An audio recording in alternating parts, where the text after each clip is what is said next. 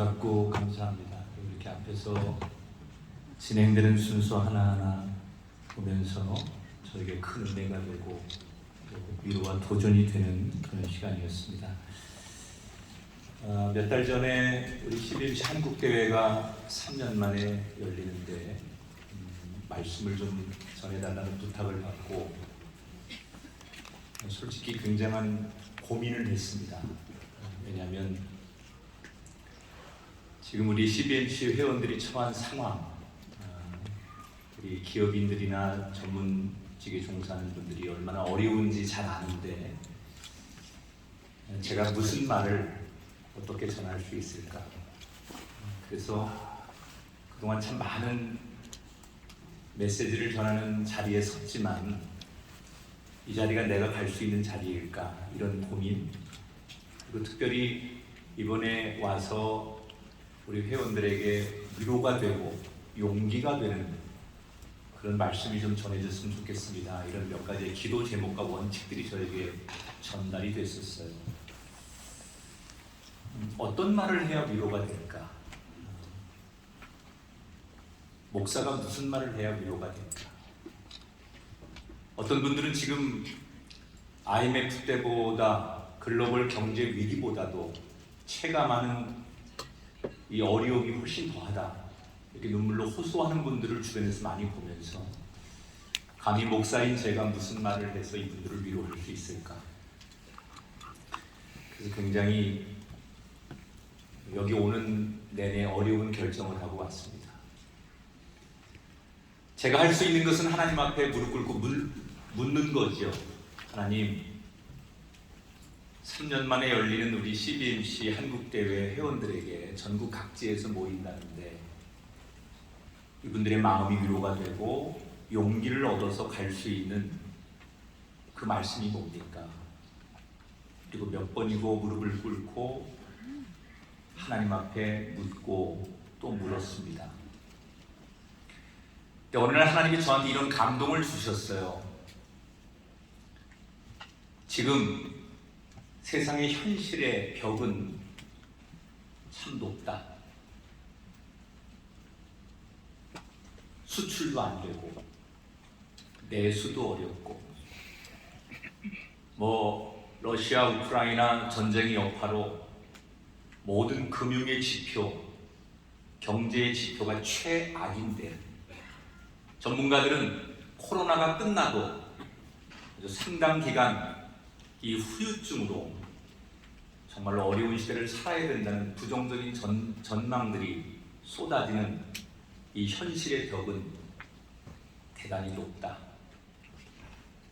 그거 사실이다. 그런데 우리가 믿는 하나님은 그 세상의 벽이 아무리 높고 세상이 아무리 험난해도 분명한 것은 하나님은 그 세상의 어떤 현실의 벽보다 훨씬 높으신 분이다.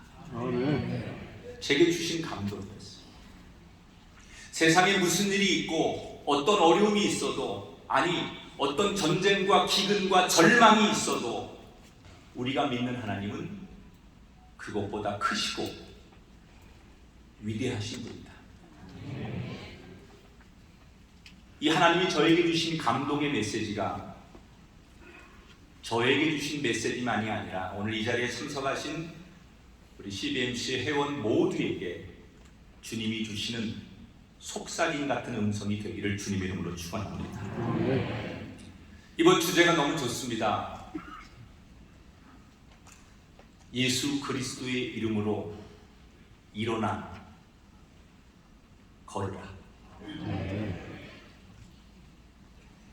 베드로가 성전 미문에 앉은 장애인에게 한 메시지죠. 나 지금 너에게 은과 금은 줄 수 없지만 내게 있는, 내 속에 있는 예수 그리스도의 이름으로 일어나 걸으라. 오늘 저는 여러분에게 저를 보지 마시고 제 안에 있는 제 입을 통해 전달되는 예수 그리스도의 복음의 능력이 여러분 한 사람 한 사람을 어루만지는 시간이 되시기를 주님의 이름으로 축원합니다. 얼마 전 TV 프로그램에서 스케이트 선수들이 그 차가운 얼음판에서 얇은 철로 속도를 내며 달리는 스케이트 선수들이 평상시에 어떤 훈련을 가장 중요하게 생각하고 하는가, 이런 프로그램이 방영된 적이 있었어요. 제가 생각하기에는 빨리 달리고 그리고 코너링을 잘하고 이런 것이 선수들에게 가장 중요한 체력 훈련과 함께 필요한 훈련일 거다, 이런 생각을 했습니다. 그런데 의외로 이 스케이트 선수들이 제일 많이 하는 훈련이 뭐냐면 중심을 잡기 위해서 하는 훈련, 그걸 코어 훈련이라고 해요. 그 얼음판에서 쓰러지지 않으려면 먼저 해야 될 게 중심을 잘 잡아야 된다는 거예요. 혹시 쓰러져도 중심을 잘 잡고 있으면 다시 일어날 수 있기 때문에 어떤 훈련보다도 이 스케이트 선수들이 얼음판에서 가장 많이 하는 훈련이 몸의 중심을 잡는 훈련, 코어 훈련을 가장 많이 한다는 거예요. 저는 그 프로그램을 보면서 그렇구나, 우리 인생을 빗대어서 하는 얘기겠구나. 우리가 인생을 살다 보면 이렇게 코로나라고 하는 예기치도 않은, 어떤 사람에게는 정말 평생 큰 상처가 되는 이런 현실의 벽을 우리는 마주할 수밖에 없어요. 내가 원하지 않아도 세상에서 불어오는 바람과 주변에서 도전해오는 문제 앞에 우리 인생이라는 것은 늘 휘청거릴 수밖에 없어요. 그런데 코어가 단단한 인생은 어떤 어려움 속에서, 어떤 저항에서도 잘 버텨요. 혹 실수로도 미끄러져서 넘어졌거나 부딪혀서 쓰러졌을지라도 코어 훈련이 잘 된 사람은 다시 일어나요. 저와 여러분 안에 그 누구도 가질 수 없는 자신만의 확신과 원칙, 이 중심을 우리가 가지고 살면 세상 모든 사람들이 어려운 시대, 가장 극심한 터널을 지나고 있는 시대라고 할지라도 우리 모두에게는 확신과 원칙을 갖고 살면 반드시 이 어려운 때에도 넘어지지 않고 끝까지 버텨 이기는 자가 될 줄 믿습니다. 내 안에 분명한 확신과 원칙, 그런데 그것이 특별히 예수님이 들려주시는 말씀에 의해서 확신과 원칙을 갖는다면 두말할 것도 없습니다. 내 고집의 원칙, 내 경험의 확신이 아니라 예수님께서 들려주시는 그 말씀을 듣고 그것 때문에 내 안에 확신과 원칙을 가질 수 있다면 그분의 인생은, 그분의 기업은, 그분의 가정과 그분의 미래는 얼마나 행복할 수 있을까요? 저는 오늘 그래서 예수님이 우리에게 들려주시는 성경의 이야기를 다 알지만 여러분과 다시 한번 나누고 싶어요. 왜? 예수님을 통해서 들리는 내 인생의 확신과 원칙을 가져야 하기에 저는 오늘 여러분이 너무나 익숙한 예수님의 이야기를 다시 들려드리려고 합니다. 오늘 마태복음의 예수님, 잘 알다시피 예수님은 목수의 아들로 태어났습니다. 아버지 요셉이 목수였고 자연스럽게 그는 아버지 뒤를 이어서 목수라는 직업을 가지고 사는 사람이었어요. 예수님 당시 목수라고 하는 직업은 지금으로 말하면 하루 일용직 노동자에 해당하는 직업입니다. 굳이 신분으로 따지면 가장 밑에 계급이 노예고 그 노예보다 한 단계 높은 신분이 목수입니다. 태어날 때부터 예수님은 그 그런 신분으로 낮은 계급에서 살았던 분이에요. 그래서 예수님은 어릴 때부터 자연스럽게 천민, 평민, 어려운 이들과 함께 더불어 살 수밖에 없었어요. 그런데 그런 어릴 때의 아주 어려웠던 환경과 자신의 신분이 예수님이 공생애를 시작하고 나서 치열하게 하나님의 일을 시작할 때 그때 어릴 적부터 살아왔던 그 경험이 예수님 사역의 큰 자산이 됩니다. 그래서 예수님은 어디를 가든지 병든 자, 소외당한 자, 가장 낮고 버림받고 천하게 여기는 사람들을 누구보다도 가장 많이 이해하고 공감할 수 있었어요. 의도적으로 그런 것이 아니라 예수님이 살아온 인생이 그랬기 때문에 어릴 때부터 그런 사람과 더불어 살았던 예수님은 그런 사람들을 보기만 해도, 눈만 마주쳐도, 한마디 울먹이기만 해도 그 사람들의 삶을 누구보다도 많이 공감하고 이해하셨기 때문에 예수님은 어려운 사람들을 지나치지 못하셨던 거예요. 그 대표적인 사건이 바로 오병이어의 기적이죠. 오병이어의 기적이 일어날 때 예수님은 사람들을 만나고 싶어 하지 않았어요. 너무 사역에 지쳤어요. 사람들이 너무 많이 예수님께 몰려오고 예수님에게 쉼의 시간이 없었기 때문에 예수님이 일부러 사람들을 피해서 한적한 광야, 사막으로 장소를 옮겨서 아무도 오지 않는 곳에 가서 제자들과 함께 쉼을 갖기를 원하셨던 거예요. 그런데 사람들이 목마르니까, 갈급하니까 예수님을 찾아서 꾸역꾸역 그 광야까지 찾아온 거예요. 조금 전에 말씀드린 대로 예수님은 어려운 사람들, 눈물의 인생을 외면하지 못하는 분이기 때문에 힘들지만 그 멀리 자기를 찾아온 사람들을 외면할 수 없어서 그들에게 준비된 집회는 아니지만 갑자기 말씀을 전하고 하나님의 사랑으로 그들을 위로하고 용기를 주었어요. 집회를 마치고 그들이 돌아가야 되는데 또 예수님 눈에 밟히는 거예요. 저 가난하고 헐벗고 굶주린 사람들이 목말라서 여기까지 나를 찾아왔는데 육신적으로 아무것도 먹지 못해 배가 고픈 상태에 다시 먼 곳으로 집까지 돌아가야 되는 것이 너무 마음 아팠던 예수님. 그래서 오병이어의 기적이 일어난 거예요. 결국 뭐예요?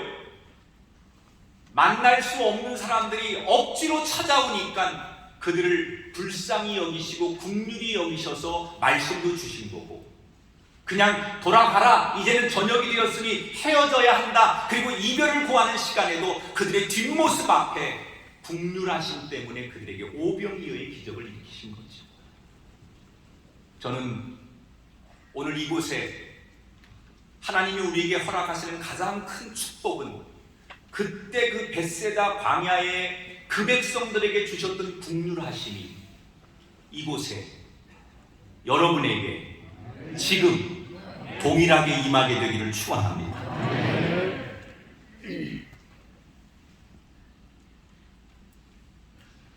자, 사람들이 오병이어의 기적을 경험하고 나니까 흥분하기 시작하는 거예요. 이 군중들은 뭐 하나에 불이 확 일어나면 미치는 거예요. 그래서 군중심리라는 거예요. 자기들 보는 앞에서 배불리 먹여줄 수 있는 이런 지도자를 만나면서 당시에 거기에 모인 수만 명의 청중들은 예수님을 왕으로 연호하기 시작했어요. 지금 예수님 당시 이스라엘은 로마의 지배를 받고 있었는데 이게 얼마나 위험한 얘기입니까? 예수님을 왕으로 세우자라고 하는 유대인들의 이 구호와 이 함성은 로마의 사람들에게는 반역죄고 나라를 전복시킬 수 있는 엄청난 죄목을 주는 죄예요. 그러나 이미 흥분한 청중들은 예수를 왕으로 우리의 지도자로 세워야 한다고 소리를 높이니까 예수님은 당신이 가야 할 길이 세상의 왕이 아닌 하나님이 주신 고독의 십자가의 길이라는 걸 아셨기 때문에 자기를 연호하는 군중들을 급히 해산시킬 수밖에 없었어요. 그리고는 계속 쫓아오는 그 몇몇 사람들을 뒤로 하고 제자들에게 급히 배를 준비해서 이 호수를 아예 건너가자 라고에 갑자기 배를 준비하고 제자들과 함께 그 군중들과 멀어지기 위해서 호수를 건너가시는 거예요. 오늘 본문이 여기에서부터 시작됩니다. 배를 타자마자 예수님은 너무너무 힘들었든지 말 그대로 배 뒤편에 가서 단 몇 분도 견디지 못하고 정말 기절하듯이 깊은 잠이 들었어요. 아마도 예수님은 안식일이었지만 자기가 해야 될 일에 최선을 다하고 사람 하나하나에 진정성 있게 모든 것에 노력을 다했기에 아마 그 저녁에 육신적으로 녹초가 되셨을 거예요. 그래서 배에 올라서자마자 예수님은 그냥 코를 골고 주무시는 거예요. 그런데 문제는 옆에 있던 제자들이 한숨도 잠을 자지 못했어요. 왜냐? 그들이 탄 배에 거친 바람이 불어왔기 때문입니다. 이 갈릴리 호수는 해가 지고 저녁이 되면 찬바람이 산을 타고 이 호수로 이렇게 내려옵니다. 그리고 호수에 있는 따뜻한 공기와 이 찬바람이 만나면서 자연적으로 갑자기 돌풍을 일으키곤 해요. 문제는 이게 어느 지점에서 정확히 언제 일어나는지 예측이 불가능하기 때문에 갈릴리 호수에서 잔뼈가 굵은 어부들조차도 저녁이 되면 평생을 잔뼈가 굵어서 거기서 배를 몰던 사람들도 이 문제 앞에는 속수무책이에요. 지금도 이 갈릴리 호수에는 해가 떨어지면 배를 띄우지 않는 게 원칙입니다. 그걸 알면서도 제자들은 배를 띄워 이 밤에 호수를 건너는 거예요. 왜 그랬을까요? 그들에게 두 가지 생각이 있었을 거예요. 예수님이 재촉하시니까. 지금 상황이 이 군중들과 더 섞여 있어서는 안 될 것 같으니까 상황을 피해야겠다는 생각이 있었을 거고요. 두 번째, 설마 예수님이 계신데 예수님이 가자고 하는데 무슨 일이 있겠어? 그들에게 그런 아마 믿는 데가 있었으니까 배를 띄웠을 거예요. 그런데 설마가 사람을 잡는 거예요. 하필 자기들이 이 배를 띄운 시간 얼마 뒤에 엄청난 돌풍이 부는데 여러분 성경이 참 리얼하게 표현했어요. 그날 밤 그들이 만난 그 돌풍이 어떤 돌풍이었느냐? 24절에 보니까 바다에 큰 놀이 일어났다. 이 놀이 뭐냐? 우리말로 해석하면 지진이에요. 지진. 여러분 지진을 경험해 보셨나요? 지진? 완전히 땅이 흔들리고 이 우리가 땅에서 가장 큰 무서운 재앙을 만나는 게 지진이라고 해요. 바다에서 그들이 만난 바람과 이 태풍이 얼마나 무서웠든지 그냥 태풍이다, 바람이다 이렇게 말하지 않고요. 이 당시에 이 사람들의 증언에 지진을 만난 것 같다 이렇게 표현을 했습니다. 사람이 자기 힘으로 버텨보고 애쓰고 견뎌보다가 점점점 그 어려움이 극에 달하면 사람이 마지막에 갖는 생각이 뭐지요? 한계점에 도달하면 모든 인간은 공포심에 짓눌려요. 처음에는 내 힘으로 버텨보고 견딜 수 있다고 긍정적인 생각을 하다가 점점점 한계에 부딪혀서 내 힘으로 도저히 할 수 없다고 생각하는 사람은 다 누구나 죽음의 공포, 절망의 공포를 느끼게 됩니다. 정말로 자신들이 도무지 이제는 아무것도 할 수 없는 최악의 위기에 이 배는 점점 빠져드는 거예요. 이때 그들이 저 뒤에 코를 골며 여전히 이 상황과 상관없이 주무시고 계시는 예수님이 보이는 거예요. 그래서 몇몇 제자들이 급하니까 예수님을 가서 흔들어 깨우기 시작합니다. 선생님, 선생님, 일어나 보세요. 우리가 죽게 되었습니다. 우리 좀 살려주세요. 제자들의 호들갑에 눈을 뜬 예수님, 주변을 둘러보니 상황이 최악입니다. 예수님이 타고 있는 그 배 위로 집채만한 파도와 태풍들이 금방이라도 잡아먹을 것처럼 그 배를 넘나들고 있고, 예수님 일행이 타고 있는 배는 마치 종이 조각이 이리저리 흔들리는 것처럼 속절없이 위험에 처해 있고, 더 안타까운 것은 그 제자들의 표정이 너무 지쳐 있고 두려움과 절망과 공포에 짓눌려 있는 모습이 예수님 눈에 보이는 거예요. 그런데 이때 여러분, 이걸 제가 보여드릴 수 없어서 참 아쉬운데, 예수님의 모습을 성경에서 뭐라고 증언한 줄 아십니까? 상황은 최악인 게 보이는데 예수님은 조금도 요동하지 않고 너무나 평안해 하시는 거예요. 그리고는 제자들을 격려하신 다음에 유명한 바람과 파도를 꾸짖으셨어요. 잠잠하라. 바람아, 파도야, 네가 있어야 될 원래의 자리로 돌아가 잠잠하거라. 예수님의 이 한 말씀이 끝나자 바람이 잦아들고 파도가 그치기 시작합니다.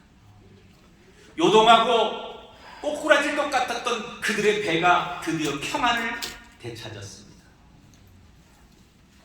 제자들은 순식간에 일어난 일에 자기들이 모시는 선생님이긴 했지만 이 모습 앞에 그들은 경이로움과 의심의 눈으로 예수님을 보는 거예요. 도대체 내 앞에 계신 우리가 모시는 이 예수님, 이 선생님의 정체는 뭘까?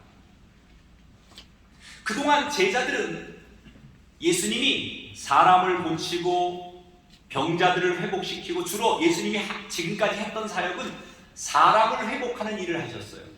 그런데 오늘 처음 자연을 다스리고 자연을 정복하는 예수님을 처음 본 거예요. 여러분, 안진뱅이를 일으키고 소경의 눈을 뜨게 하고 병자들을 고치는 일만으로도 예수님이 얼마나 대단한 분인가를 알고 있었지만, 사람을 넘어서 예수님 말씀 한마디로 자연까지도 다스리고 정복할 수 있는 이런 분이 세상에 어디 있어요? 도대체 예수님이 누구인가라는 질문 앞에 이제는 사람도 정복하고 세상과 자연도 정복하는 이 예수님은, 예수님이 말한 대로 정말 하나님의 아들인 게 맞구나, 이렇게 제자들이 인정할 수밖에 없는 사건이죠. 자, 그런데 여기서 우리는 아주 중요한 교훈을 얻어요. 우리가 인생을 살면서 정말 중요하게 평생 우리 인생의 중심에 둬야 할 호흡, 확신을 이 말씀 속에서 교훈을 얻어요. 제자들이 처음 배를 몰고 출발할 때만 해도 그들은 두려워하지 않았어요. 왜? 예수님이 계셨으니까. 출발할 때 두려웠으면 안 갔겠죠. 출발할 때 이렇게 이런 일이 일어날 거라고 생각했으면 절대로 출발하지 않았을 거예요. 그런데 예수님이 계시니까 두렵지 않았어요. 출발할 때 평안했어요. 근데 얼마 되지 않아서 바람과 파도를 만나고 나서 그들은 마음이 달라졌어요. 자신만만하던 그들의 마음이 뒤바뀌었고, 결국 좌절과 절망과 공포로 그들은 아우성을 쳤습니다. 그런데 예수님은 어땠습니까? 제자들이 중간에 다급해서 예수님을 부르고 깨웠을 때 예수님이 맞이한 상황과 제자가 맞이한 상황이 똑같았어요. 거친 바람, 집채만한 파도, 눈앞에 펼쳐지는 광경, 현상, 사건은 동일했습니다. 그런데 예수님은 똑같은 상황에서도 여전히 평안하셨어요. 자, 여러분, 무엇이 제자들과 예수님을 차이나게 만들었어요? 생각의 차이예요. 생각의 차이. 지금 제자들은 내가 사느냐 죽느냐, 내가 살고 죽는 것은 내 앞에 펼쳐지는 주변의 상황, 환경, 여건, 날마다 일어나는 사건, 이거에 따라서 내가 살고 죽는다고 생각하는 거예요. 그런데 예수님의 생각은 달랐어요. 세상이 어떤 상황, 어떤 여건, 어떤 환경이든 간에 내가 살고 죽는 것은 하나님 손에 달려있는 것이다.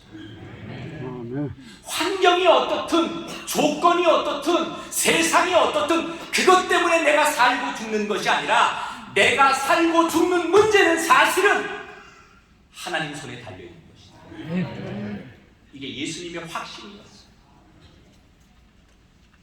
그래서 똑같은 조건, 똑같은 상황, 똑같은 그 보여지는 문제 앞에서도 예수님과 제자들은 전혀 다른 반응이 나왔던 거예요. 여러분, 세상의 조건, 경기, 환경, 상황, 이런 게 나를 죽일 것 같아도요, 내가 죽고 사는 것, 내가 성공하고 실패하는 거, 이거 알고 보면 다 하나님 손에 있는 거예요. 이걸 우리가 못 보면 날마다 조금만 상황이 좋아지면 내가 사는 것 같고, 조금만 내 기대만큼 되지 않거나 주변의 여건과 날마다 일어나는 모든 상황들이 시시각각으로 변하는 것 앞에 우린 평생 죽을 때까지 나 못 살 것 같아, 나 너무 힘들어, 이런 절망적이고 부정적인 얘기만 할 수밖에 없어요. 그러나 어떤 상황과 어떤 조건을 만나도, 불 가운데 있을지라도, 물 가운데 지날지라도, 사막 한가운데 있을지라도 그곳에서 내가 죽고 사는 문제는 하나님의 주권이고 하나님에 의해서 결정되는 것이다. 아멘. 이게 예수님의 중심이에요. 이게 예수님의 확신이에요.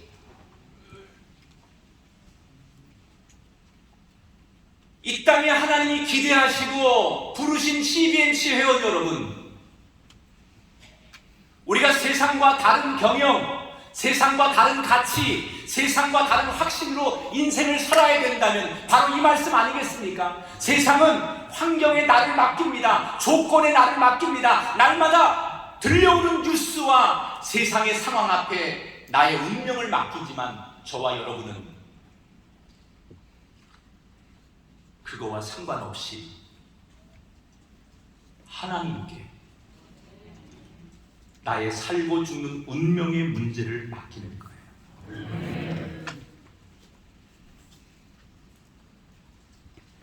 사람이 제일 약한 게 보이는 거 아닙니까? 보이면 이게 우리의 신체 중에 가장 사람이 자기를 신뢰하는 것 중에 하나가 보는 거예요. 내 눈으로 보면 믿지요, 사람. 근데 우리가 이 보이는 것 때문에 사실 흔들릴 때가 많아요. 특히 이렇게 사업하시는 분들, 또 경영하시는 분들, 이런 분들 보면 아주 민감하죠. 전쟁이 나고 유가가 오르고 금리, 환율이 요동치면 심장도 요동치죠.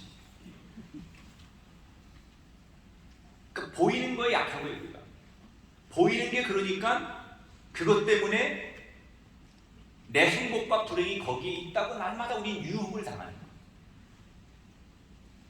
제가 올해는 목회를 30년째 하고 있는데 저는 안산이라고 하는 공단 도시에서 목회를 하니까 이 코로나로 정말 실직하시고 또 경영의 어려움 때문에 회사의 문을 닫는 이런 분들을 주변에서 많이 봅니다.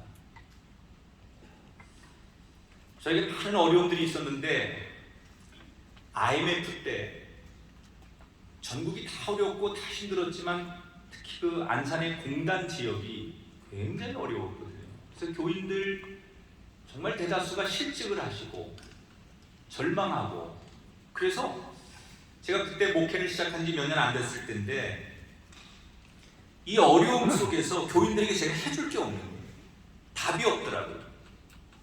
교인들이 우선 실직을 하고 절망하고, 그러니까 교회 헌금도 들어오지 않고, 그래서 이거 도대체 젊은 목회자인 제가 이걸 어떻게 해야 되나 이렇게 고민하고 있는데 하나님이 기도하는 저에게 어느 날 새벽에 감동을 주시더라고요.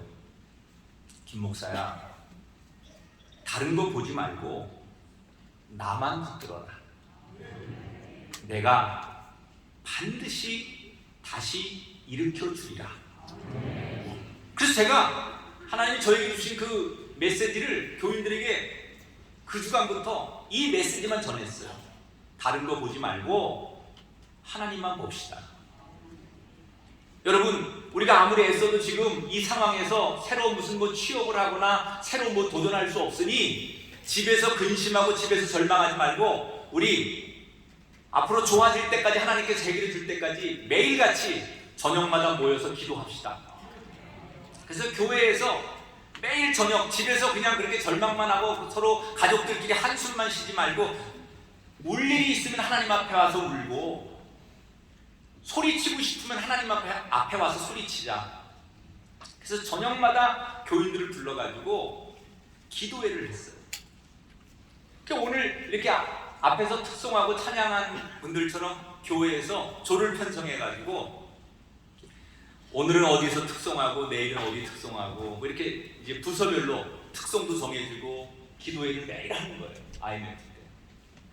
근데 한 번은 남선교회 회원들이 특송을 하는 날인데 이분들이 어디서 전부 군복, 예비군복 이런 걸 입고 나온 거예요. 그리고 앞에서 군가를 앞에 먼저 손창을 막 이렇게 하더니 뒤에 가서 행군 나팔 소리로 이러면서 다시 찬송으로 바꿔가지고 특송을 하시더라고요.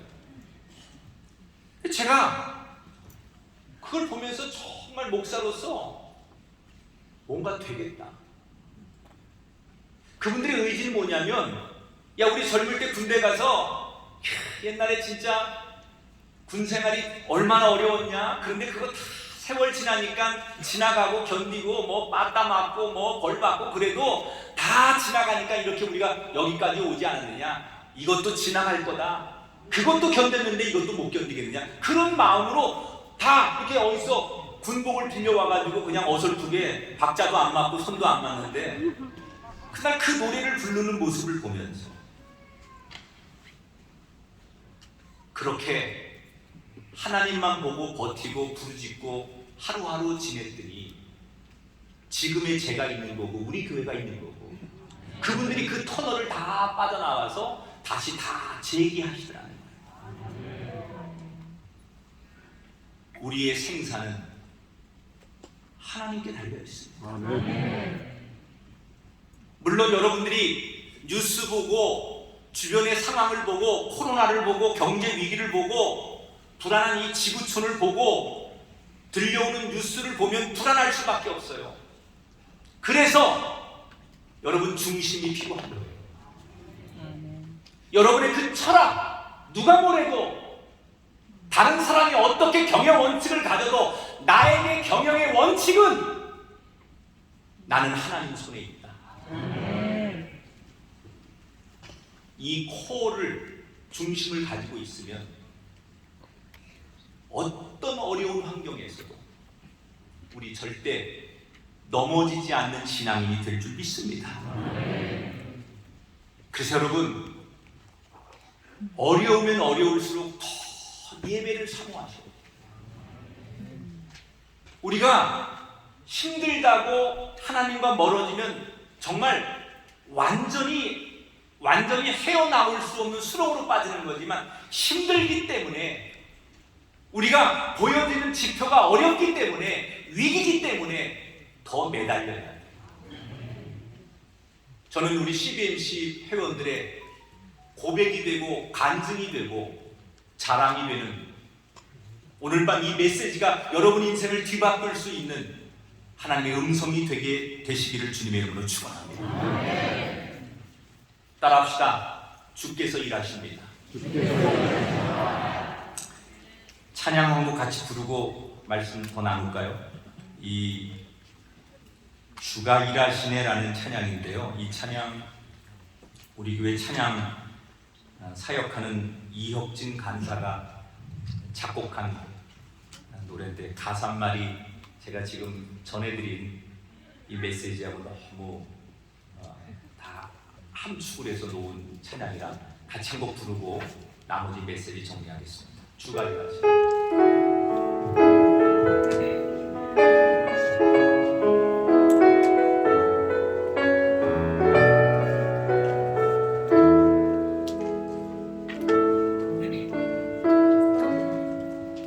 날이 저물어 갈 때, 빈들에서 걸을 때, 그때가 하나님의 때. 내 힘으로 안 될 때, 빈손으로 걸을 때, 내가 고백해 여호와 이래. 다시 한번, 날이 저물어 갈 때, 날이 저물어 갈 때, 빈들에서 걸을 때, 그때가 하나님의 때. 내 힘으로 안 될 때, 빈손으로 걸을 때, 내가 고백해 여호와 이래. 주가 일하시네. 주가 일하시네.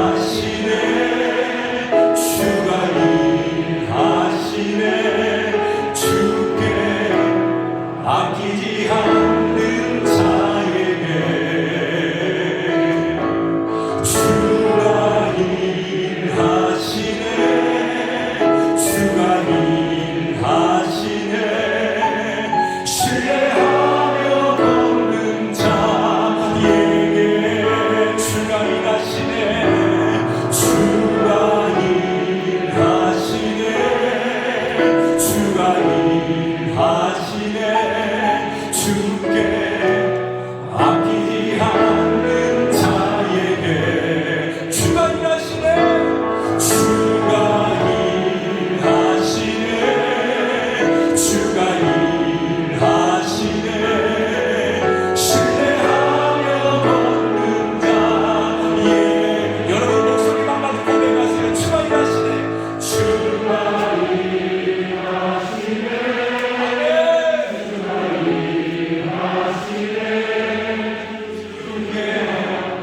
아끼지 않는 자에게. 주가 일하시네.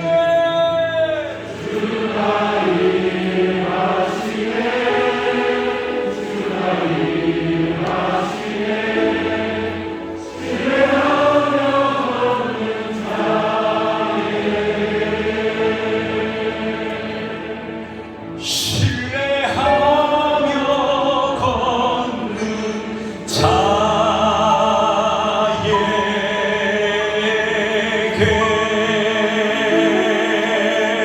믿으시면 아멘 하시죠. 할렐루야.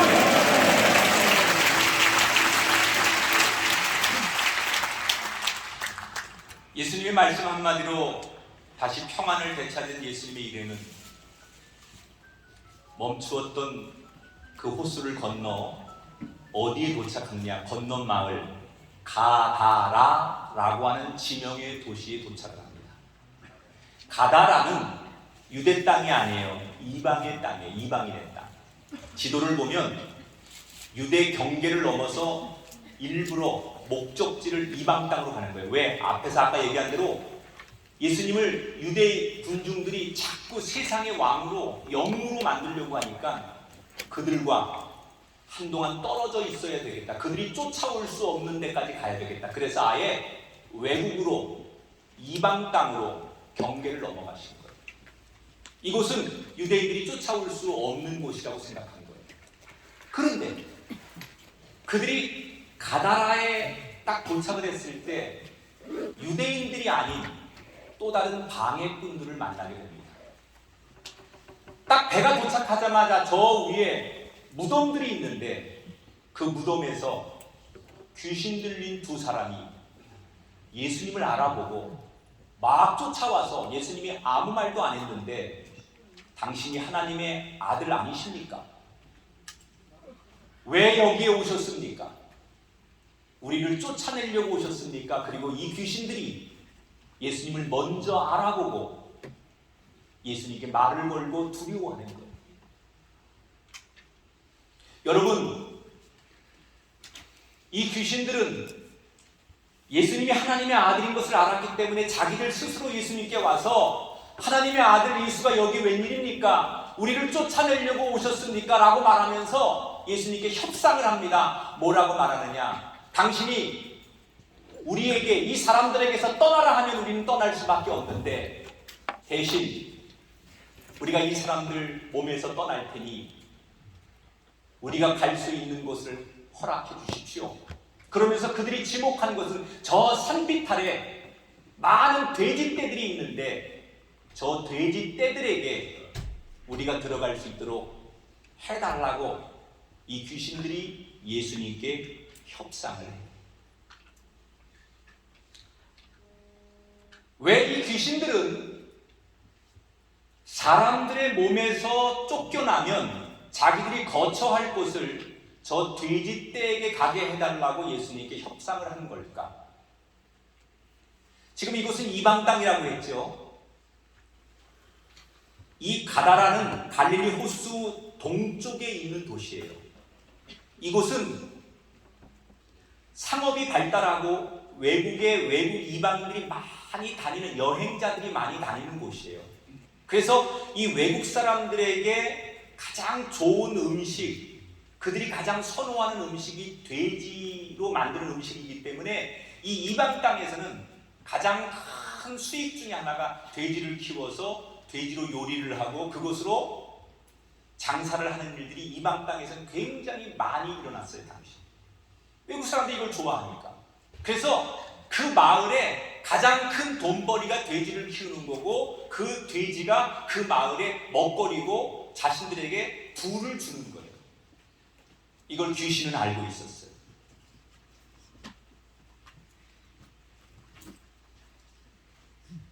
그러니까 그 동네의 주민들이 가장 귀하게 여기는 것, 그 사람들이 절대 포기하지 못하는 것, 그들에게 들어가서 그 지역의 영향력을 이 귀신들은 계속해서 이어가겠다라는 속셈이죠. 그런데 예수님이 이 속셈을 알고도 돼지떼에게 귀신들이 들어가는 것을 허락하십니다. 그리고 어떤 일이 일어납니까? 32절에 그들에게 가라 하시니 귀신들이 나와서 돼지에게로 들어가는지라. 그 다음에 뭐라고 나와요? 온 떼가 비탈로 내리다라 바다에 들어가서 몰사했다. 예수님이 그 귀신들이 니들이 원하는 대로 돼지떼에게 들어가라. 그리고는 놀란 돼지떼가 그 비탈에서 쏟아져 내려서 다 바다에 몰살에 죽게 만들었다는 거예요. 수천 마리의 돼지떼, 경제적으로 말하면 엄청난 이 정말 많은 손해를 끼치면서 왜 그 많은 돼지떼를, 불쌍한 돼지떼를 몰살 당하게 한 걸까? 저는 이게 예수님의 마음을 잘 보여주는 상황이라고 생각해요. 이게 뭔 것 같아요? 예수님에게는 한 영혼을 살리기 위해서는 어떤 대가도 아까워하지 않고 기꺼이 치르겠다는 예수님의 마음을 보여주는 거예요. 사람들은 경제적 가치로, 논리적으로, 세상의 상식으로 그런 예수님을 손가락 할지 모르지만 예수님에게 있어서는 세상에 어떤 값을 지불해도 한 영혼이 소중한 거예요. 이게 예수님의 마음이에요. 설사 수천 마리의 돼지를 희생시켜서라도 그 영혼을 살리겠다라는 게 예수님의 마음이에요. 그래서 그 마음이 있었기 때문에 예수님이 자신의 목숨을 십자가에 내놓으면서까지도 우리를 살려내시는 거예요. 오늘 이 자리에는 남들보다 조금 좋은 조건과 환경에 여유로운 마음으로 오신 분도 있을 거고, 아니 아무 말은 안 하지만 사실 인생의 때에 가장 어둡고 가장 절망스럽고 여기 올 상황이 아닌 위기의 순간에 그래도 약속이 돼 있고 뭔가 여기 오면 위로가 되고 희망이 있을까 해서 어려운 상황에 오신 분도 있을 거예요. 어떤 위치에 있든 여러분에게 오늘 주님이 주시는 메시지는 동일합니다. 여러분이 어떤 상황과 남들에게 어떤 평가를 받든 여러분은 예수님에게 너무 소중한 존재예요. 예수님이 사람들이 여러분을 손가락질하고 여러분의 인생을 사람들이 뭐라고 평가하든 그거 중요하지 않아요. 예수님은 당신의 모든 것을 희생해서라도 여러분을 끝까지 붙들어 살게 하시게 하는 분이 예수님이에요. 여러분이 그만큼 소중한 분이라는 거예요. 한번 따라합시다. 나는 소중한 존재입니다.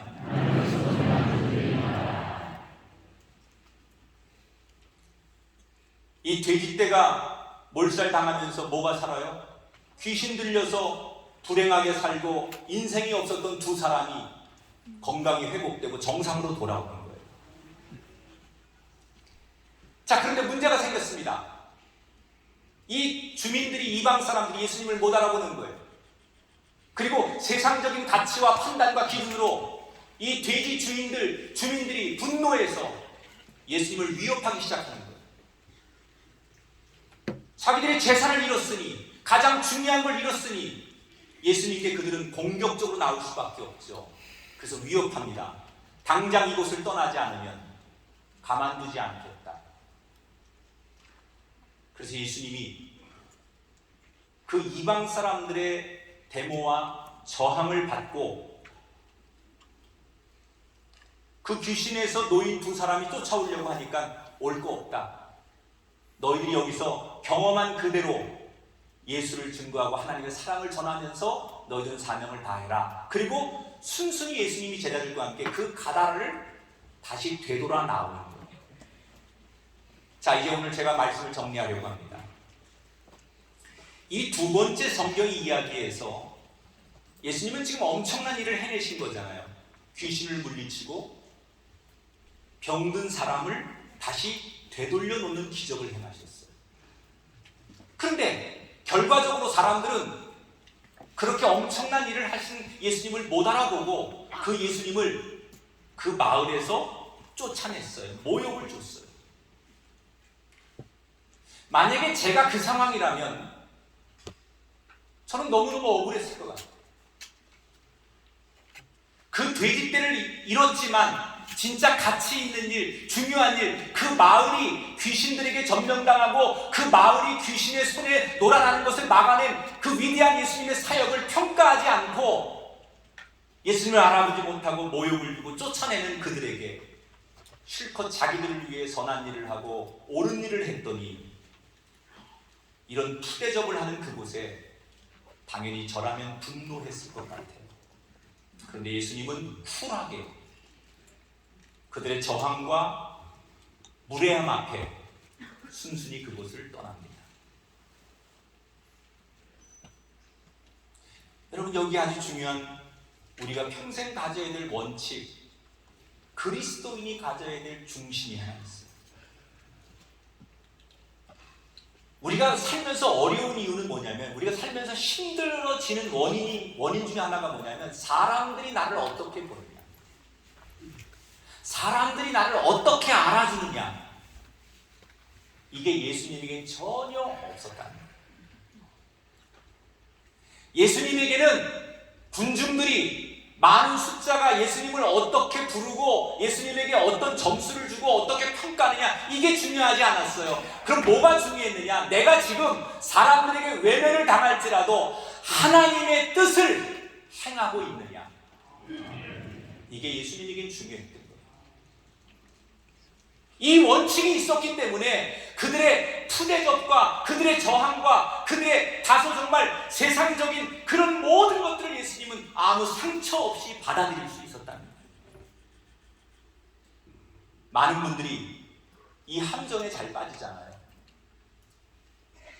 우리는 결과가 나를 만든다고 생각해요.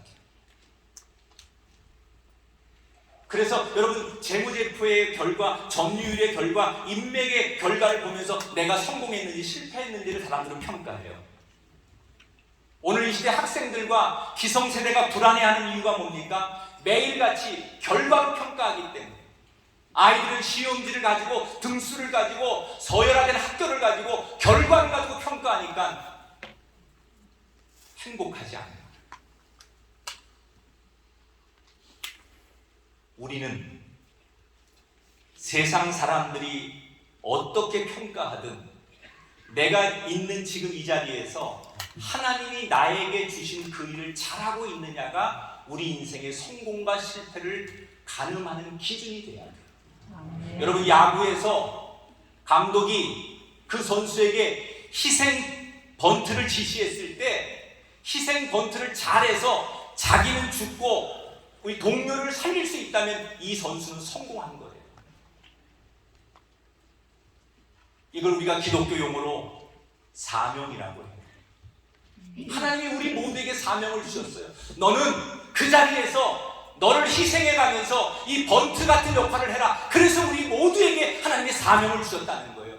그 사명을 알면 내가 하나님 뜻대로 오늘도 살고 있고 금년도 그렇게 그 사명대로 살고 있으면 세상 사람들이 나한테 어떤 결과를 가지고 평가하든 그것이 나에게 중요하지 않다는 거예요. 근데 문제는 하나님이 나에게 맡겨준 사명이 뭔지를 모르는 거예요. 모르잖아요, 우리가. 그래서 우리는 그 사명을 알기 위해서 더욱더 말씀 앞에 가까이 가야 하고, 우리는 그 사명을 깨닫기 위해서 어려운 무릎을 꿇고 하나님을 부르는 거예요. 사랑하는 여러분, 중심을 잡으십시오. 스케이트 선수들이 이 코어 훈련을 통해서 중심을 잃지 않으려고 그 피하는 훈련을 하듯이 우리 CBMC 회원 여러분, 중심을 잡으십시오. 무슨 일이 있어도 이 중심 때문에 쓰러지지 않는 저와 여러분이 되기를 주 이름으로 축원합니다. 따라합시다. 성공과 실패는 하나님께 달려 있습니다. 따라합시다. 진짜 성공은 하나님의 뜻을 행하는 것입니다. 아멘. 아무도 여러분을 희생 번트했다고 무능하다고 말하지 않아요. 저는 그런 자랑스러운 저의 동료가 되길 바라고 하나님의 백성들이 되길 바라면서 중심 잡고 원칙 잡고 다시 우리의 생을 걸어가는 멋진 그리스도인들이 되시길 주 이름으로 축원합니다. 내일 일은 난 몰라요 찬양하겠습니다.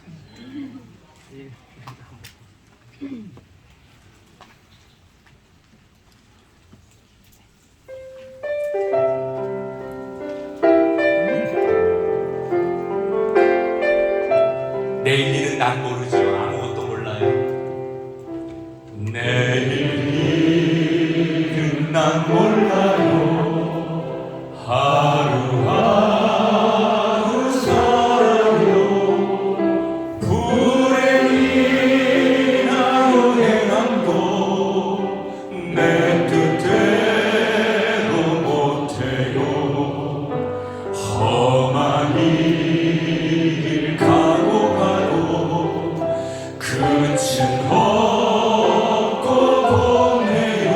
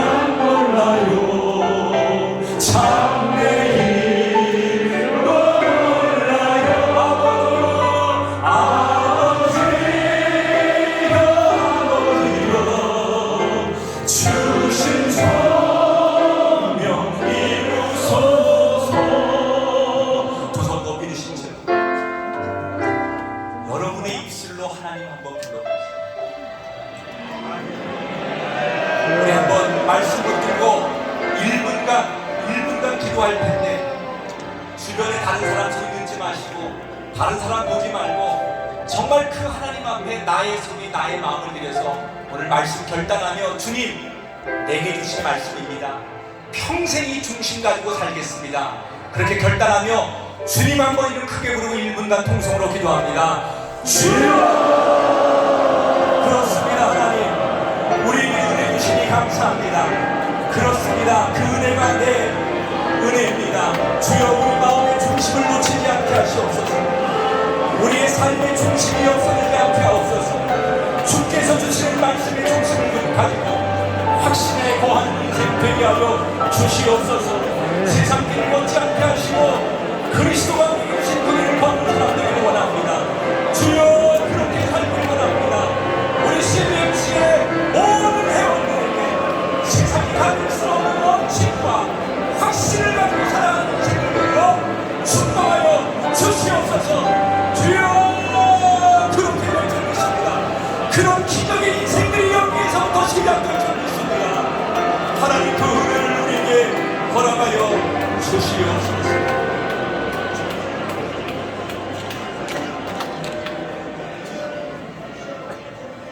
기도합니다. 이 어려운 상황에서도 모이기에 힘써 우리 CBMC 전국 대회를 열게 하신 하나님을 찬송합니다. 올 수 없는 상황, 모일 수 없는 조건이 더 많지만 그래도 우리의 가치와 주님 한 분 때문에 동서남북에서 모여든 당신의 백성과 자녀들을 기억해 주시고 누군가는 오늘 밤 말씀 때문에 저의 인생이 바뀌게 하시고 기업이 바뀌게 하시고 그 사람의 영향력 때문에 대한민국의 풍토가 바뀌고 역사가 바뀌는 시작이 되게 하여 주옵소서. 모든 행사가 원만하고 아름답게 마지막까지 잘 진행되도록 축복해 주시길 원하며 첫날 밤 말씀을 마치오니 이 말씀의 감동이 우리를 떠나지 않는 이 밤 되게 하여 주옵소서. 이제는 우리 주 예수 그리스도의 은혜와 하나님 아버지의 극진하신 사랑하심과 성령님의 감동 역사하심이 우리 사랑하는 CBMC 회원들 머리 위에 저들의 기업과 가정과 섬기는 교회와 우리의 조국 대한민국 위에 이제로부터 영원토록 함께하기를 축원하옵나이다.